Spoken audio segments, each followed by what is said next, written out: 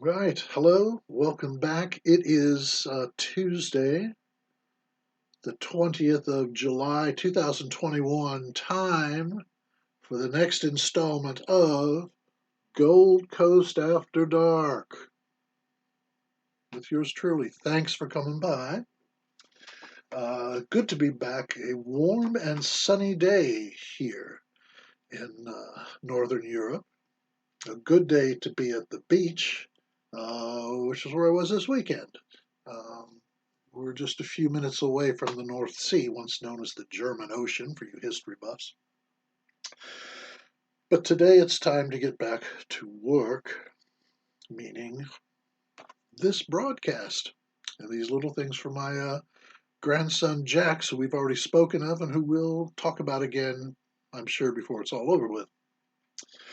A quick thank you to Jimmy Page Turner for yet another entertaining episode of how else does one put it, of It's the Mail with Jimmy Page Turner. Um, he I have to say this, he took the duty on reluctantly.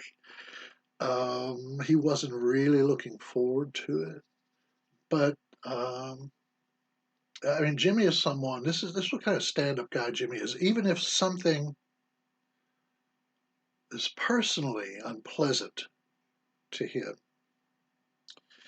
if it needs doing, he'll do it.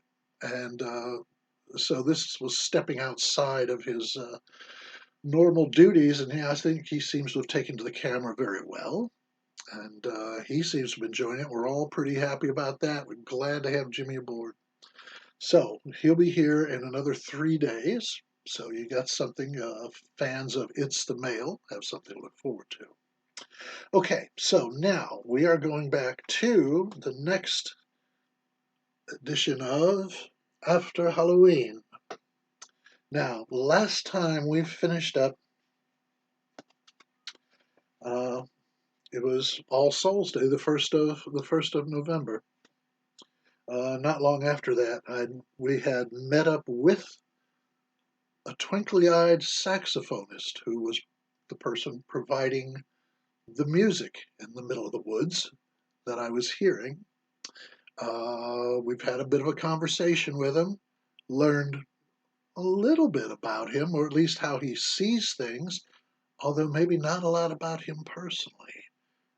But as noted, that wasn't really important. It wasn't important to me to find out his life story, and it didn't seem important to him to tell me his life story or to ask me about mine. So at the end, we walked off. We walked down the path, went our separate ways, uh, and after saying goodbye, promised uh, that we would see each other again in the spring because you'll remember he said he only plays to the spring, summer, and autumn. He doesn't play to the winter. He plays to the seasons. So he is left, and I have decided, okay, he's gone, and I'll see him in a few months. So that's where we are. However, that was on actually the 1st of November, or actually the 3rd of November. So that brings us up to this, as Mr. Three of Spades tells us, a chapter called 9 Days Later. Okay? So, 9 days later marked the 8th anniversary of the day I first set foot on Dutch soil.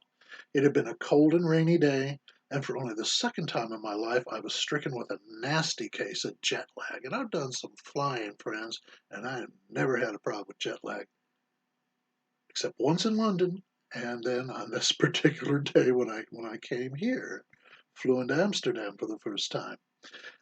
Despite the temperature, I was sweating like crazy and ended up changing clothes midway through the 3-hour train ride from Amsterdam's Schiphol Airport, which has a train station conveniently located right underneath it, out to a place called Bad Neuschans, a town which is dangerously close to Germany. Like when I got out of the train, it was like Oh, you see that row of trees right there? That's Germany. So very close. It was, all in all, an inauspicious start to what would be a memorable 9 days. That was the length of my first tour. And the beginning of many good things to come. But unlike that fateful Tuesday in 2012, this one was sunny and chilly. It hadn't rained for 72 hours, a good day for a bike ride. The flute came first, though. A few minutes of breathing exercises I'd learned while singing in my high school's chorale were followed by a series of warm up exercises, as recommended by the Absolute Beginner's Flute book, along with a few of my own devising. These were rudimentary with a capital R, and their effect may have been more mental than anything else, make me think like, hey, I'm getting somewhere here. An hour later, I was in the kitchen brewing up enough tea to fill my thermos and slipping a half dozen McVitie's digestive biscuits into a clear plastic sandwich bag. By the time I stood on the summit of Boogie's Hill, I would be ready for a restorative cup of Earl Grey and a few of those digestives. Now, the view that morning from Boogie's Hill was fine. I could see well into the woods to the north and east, and the whole world sparkled. Pouring out a cup of tea, I was a long way from the baseball fields of my beloved Gold Coast neighborhood, a long way from playing junior high fun nights, street dances, and high school sock hops in local bands. I didn't think about my years as part of America's workforce. My thoughts were all time and distance. And then there was a voice. Hey, up there, have you lost your sheep? The voice had come from my right, from the forest to the east. Standing at the edge of the woods was the twinkly-eyed saxophonist. He was dressed as he had been on All Souls Day, but there was no sign of his saxophone. His hands were in his pockets. Lovely day. Yes, it is. If it weren't for those buildings on the horizon, you could probably see all the way to Hook Van Holland. Come on up and see for yourself. He made no move toward the hill. It was good enough for me. How's the flute? Did you practice this morning? As a matter of fact, I did. It's coming along. Still early days, though. Good lad. It's a matter of time, is all. And you've plenty of time, haven't you? Well, time's about all I do have. No money. Can't dance. I see. Tell you what, come see me in the spring. We'll play. The trees can be very generous when they're in the mood. He paused and looked at the sole of each boot before continuing. I wouldn't get my hopes up, though. Trees tend to take the long-term view of things, but a few leaves now and again add up over 3 seasons. Beggars can't be choosers, as they say. He remained in the shadows at the edge of the tree line. It would be at least 2 hours before the sun reached the point in its westward journey where its rays would illuminate this side of the forest. Well, come on up. The view's wonderful, and as you can see, you get the full effect of the sun. I'm all right, thanks.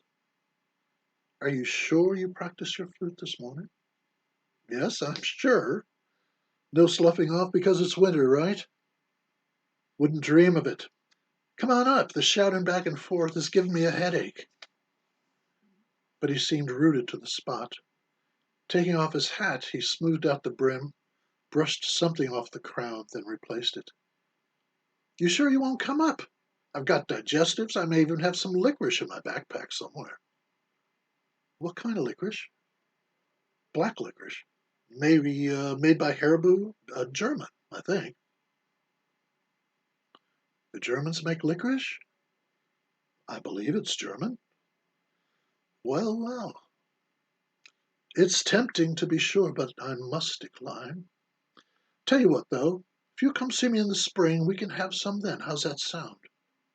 Why wait till spring? Why not now? Why not next Thursday, for that matter? He seemed to have a quick shiver, as you do when it suddenly seems colder than it has been. He looked down the tree line to the left and to the right. You've heard people say, this is as far as I go and I won't go any farther? I certainly had. I'd even used the expression myself and said as much. Well, this is as far as I go. What was he talking about? What do you mean? You mean you can't come up here? Hell, I can come down there. Let me get my bike. No, it's all right. But this is as far as I go. And now I really should be going. Do you happen to know the date? It's the 10th. Do you have to be somewhere? He removed his hat again, looked inside, ran his fingers along the liner just as Humphrey Bogart might have in the 1940s. Oh, it's already winter, you see. Not sure I follow you. He put his hat back on, ran the right thumb and index finger along the front brim, just as Humphrey Bogart might have in the 1940s. Winter's when you recharge. If today's the 10th, I'm already 9 days late. Now I was sure I didn't follow. He wouldn't come up, didn't want me to come down. What was going on here? And how do you know I'd be here today? You won't come up?